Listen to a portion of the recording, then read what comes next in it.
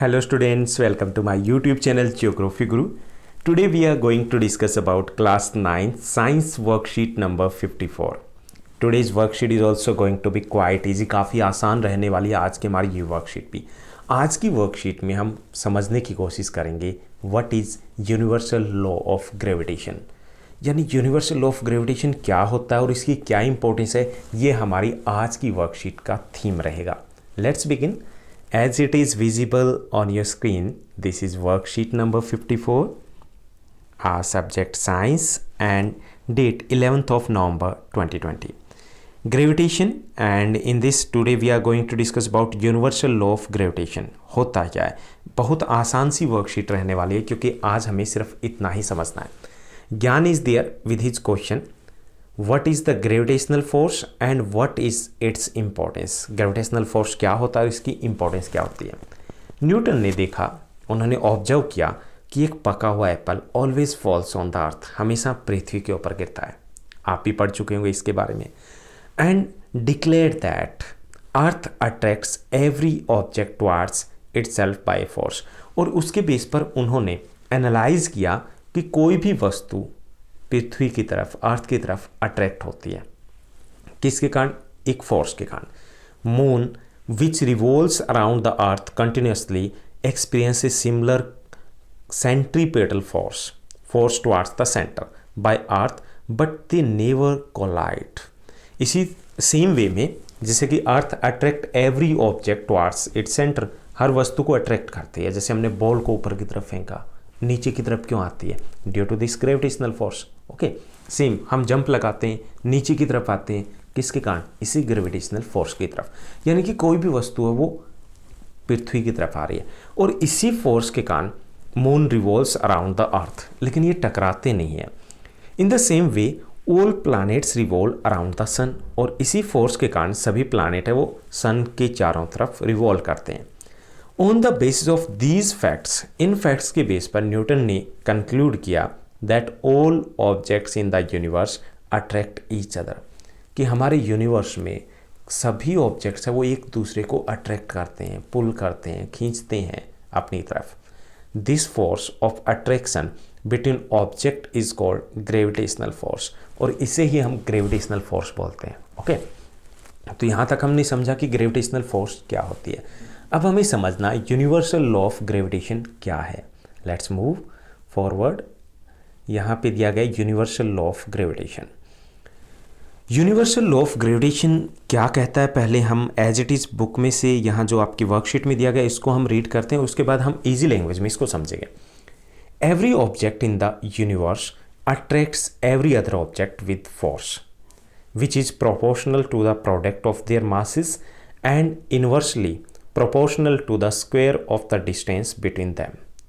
यहाँ पर बात की गई है, जो हम इजी लैंग्वेज में कहें, every object in the universe attract each other object, जो ईच एवरी अदर ऑब्जेक्ट है उसको अट्रैक्ट करता है। यानी कि हमारी पृथ्वी की बात करें, पृथ्वी के ऊपर कोई भी वस्तु और दूसरी जो वस्तु होगी उसको अट्रैक्ट करेगी। ठीक है।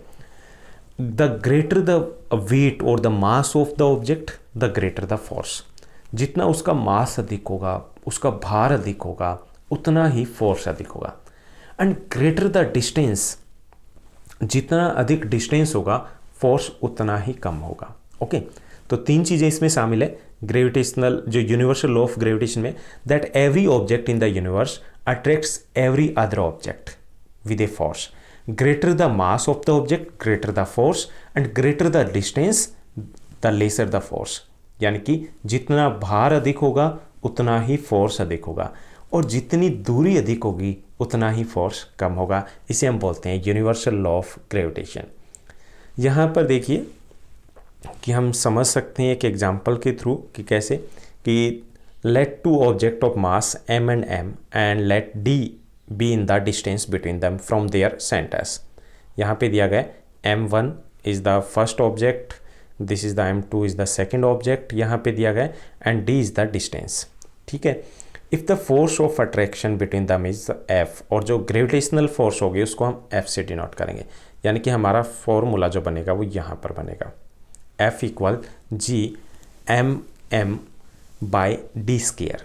ओके, यहाँ पर जो F दिया गया है ग्रेविटेशनल फोर्स है, ठीक है, और जो G दिया गया है ये यूनिवर्सल ग्रेविटेशन कांस्टेंट होता है जिसका एक फिक्स वैल्यू होती है, और M जो दिया गया है, जो हमने पढ़ा कि ये 2 ऑब्जेक्ट्स है, first object is M capital में है, second object is M small letter में है, और D स्क्वायर जो दिया गया है ये डिस्टेंस है। ओके, इस तरीके से हम ग्रेविटेशनल फोर्स को कैलकुलेट कर सकते हैं। यहाँ पे जो G दिया गया है उसको हमें समझना काफ़ी ज़रूरी है। Here G is the proportionality constant and it is also called universal gravitational constant भी इसको बोल सकते हैं, और इसकी वैल्यू जो फिक्स रहती है, एक्सेप्टेड वैल्यू ये रहती है। तो यहाँ तक हमने समझा कि इसका फॉर्मूला क्या है और यूनिवर्सल लॉ ऑफ ग्रेविटेशन क्या है, जो सबसे ज़्यादा ज़रूरी है इस वर्कशीट और इस चैप्टर में।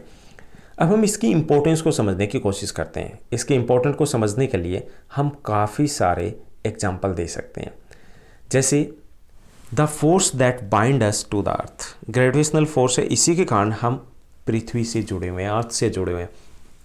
अगर ये फोर्स नहीं होता, या तो हम जंप नहीं लगा पाते, और लगा लेते तो शायद फिर नीचे नहीं आते, उड़ते रहते। इसी फोर्स के कारण the motion of the moon around the earth is possible, इसी फोर्स के कारण moon revolves around the earth, पृथ्वी के चारों तरफ इसलिए घूम रहा है। Due to this force the motion of the planets around the sun is possible, इसी के कारण जो प्लैनेट्स हैं वो सन के अराउंड रिवॉल्व करते हैं। The tides occurs due to this force and the flow of water is also possible due to this force and this force is also responsible for the rainfall, rainfall भी इसीलिए होती है।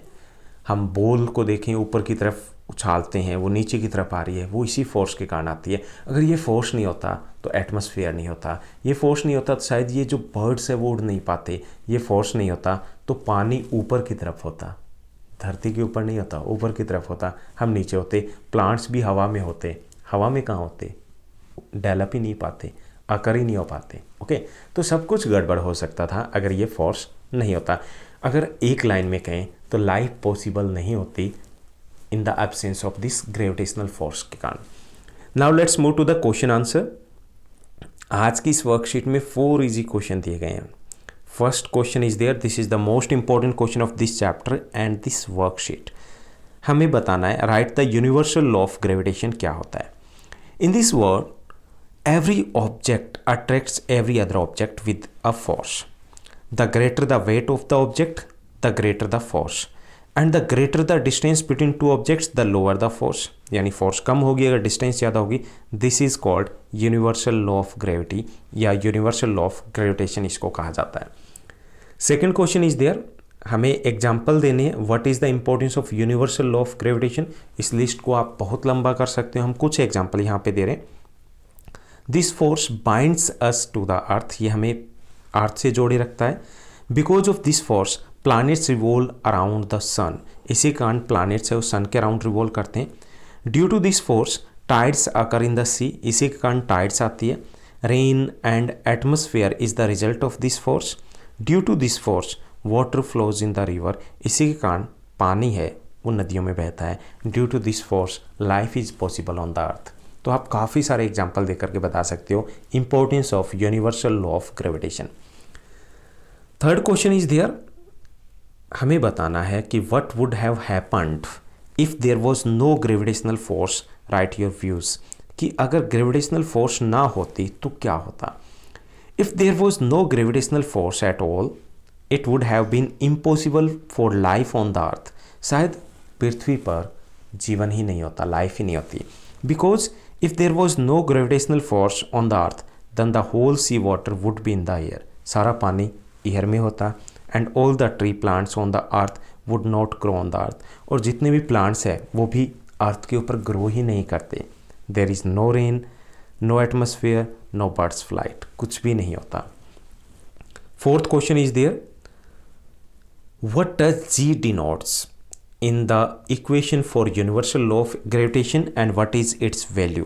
हमें बताना है ये G क्या डिनोट करता है इस इक्वेशन में और इसकी वैल्यू क्या है।